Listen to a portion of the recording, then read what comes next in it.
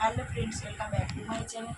কেমন আছো তোমরা সবাই? আশা করি সবাই খুব ভালো আছো আর আমরাও ভালো আছি। তো আজকে বসে গেছি তোমাদের সামনে আবারও এসে এই যে জামাই ষষ্ঠীর উপহার সামগ্রী নিয়ে। তো কে কী উপহার দিল আর কাকেই বা দিল, কেন দিল, কী দিল, কোনটা কেমন, সবটাই তোমাদের সঙ্গে শেয়ার করব।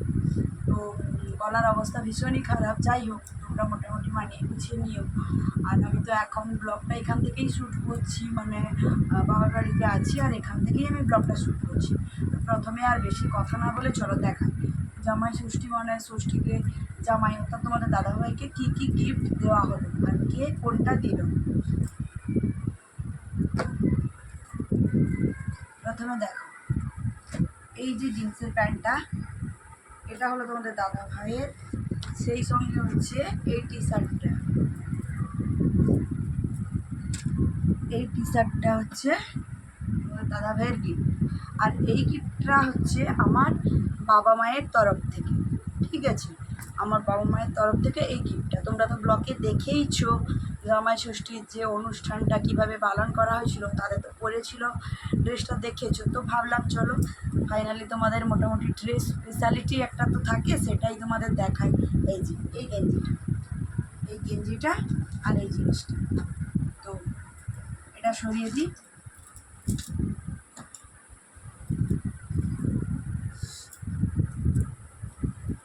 এবার দেখাই এই শার্টটা,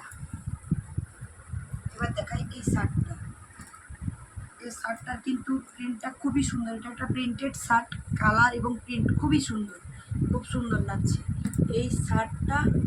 আর এই গেঞ্জিটা, এটা হচ্ছে স্যান্ডো গেঞ্জি। ঠিক আছে, এই যে গেঞ্জিটা, এই গেঞ্জিটার এই শার্টটা তোমাদের দাদাভাইকে দিয়েছে আমার কাকিমার তরফ থেকে। এটা হলো জামাই ষষ্ঠীর উপহার।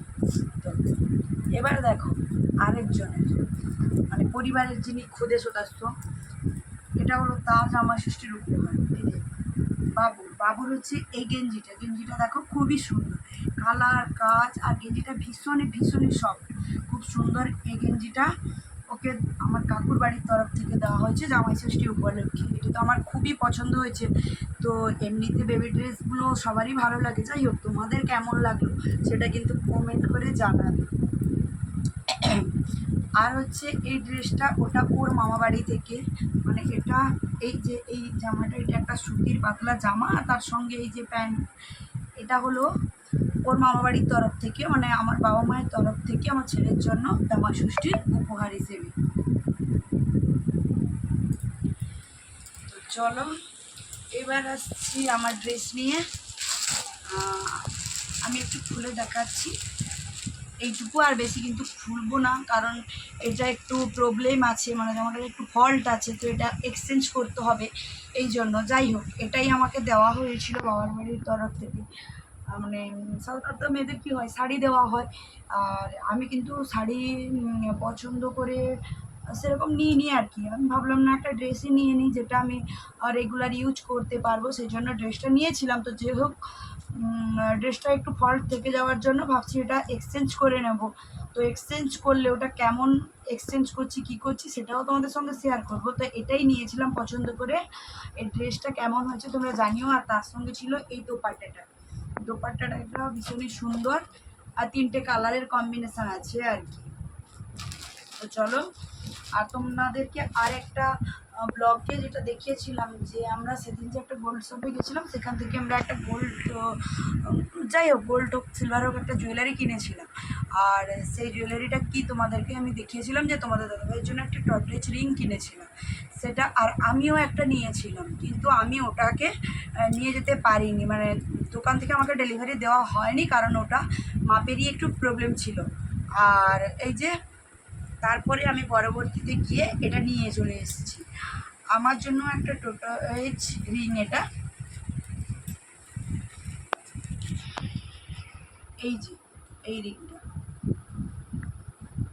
এখন মোটামুটি এই রিংটা বাজারে ভীষণই চলছে, সবাই পরছে কমন, তাই দেখে ভাবলাম না এটা নেওয়া যাক। তো আগের দিন তোমাদের দাদাভাইয়ের হাতের মাপে পেয়ে গেছিলাম, আর ওটাই নিয়ে গেছিলাম। তো আমার হাতের মাপে ছিল না, ওটা মাপে করার জন্য আমি এটা অর্ডার করে দোকানে রেখে গেছিলাম। তো ডেলিভারি দিয়েছে, তাই তোমাদের সঙ্গে এরই সঙ্গে একটু শেয়ার করে দিলাম। এই যে এই আঙুলে, এই যে, যাই হোক, পুরোপুরি এই ড্রেস, এই সমস্ত কিছু তোমাদের কেমন লাগলো, পুরো ভিডিওটা কেমন লাগলো অবশ্যই কমেন্ট করে জানিও। কিন্তু দেখা হচ্ছে আবারও একটা নতুন ব্লগে। চলো টাটা।